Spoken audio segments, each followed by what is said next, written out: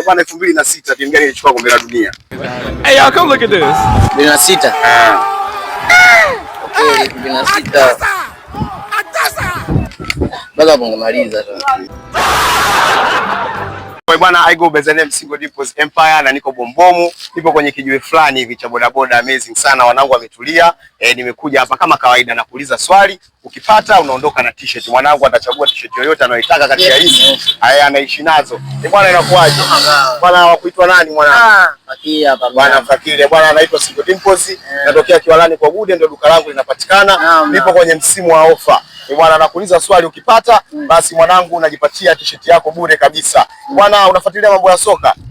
Nataka unitajie timu ya kwanza kuchukua kombe la dunia. Kwa mwaka gani?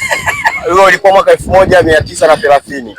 Boom, bam, bop, bada bop, boom. England. Uingereza. Bwana jamaa kajitahidi lakini amekosa. Kuna mtu yote wa kumsaidia msipoti hapa? Chaidi tavaa wote. Bwana unaitwa nani mwanangu? Hilo jina maarufu chini wanamashi. Yeah. A few moments later. Unaweza kumsaidia mchizi hapo? So hilo au swali lingine? Hilo kama unaweza kulijibu. Basi mwaka 2006 ni timu gani ilichukua kombe la dunia? Hapo timu ya hapo ni Brazil. 2006 Brazil. Bwana jamaa kajaribu lakini bado amekosa. Dadangu, unaweza ukaja hapa, kuna bwanga kuna bwanga lako lipo hapa live kabisa. Kuna swali lako la tofauti alihusiana na mpira. Bwana mwanadada akakimbia pale. Bwana 2006 timu gani ilichukua kombe la dunia? 2006. Okay, 2006. Bado bungemaliza tu. Bungemaliza kabisa. Bwana mwanetu hapo. Fanya mpango wa t-shirt. T-shirt zipo ila basi nabadilisha swali. Nabadilisha swali. Haya. Tanzania ilipata uhuru mwaka gani?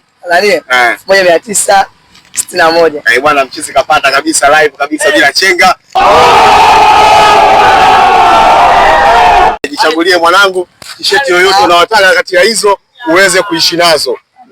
Bwana mchizi kachagua t-shirt yake hiyo hapo kabisa. Bwana timu ya kwanza kuchukua kombe la dunia ni mwaka 1930, ilikuwa ni Uruguay na mashindano au michuano ilifanyika katika nchi hiyo.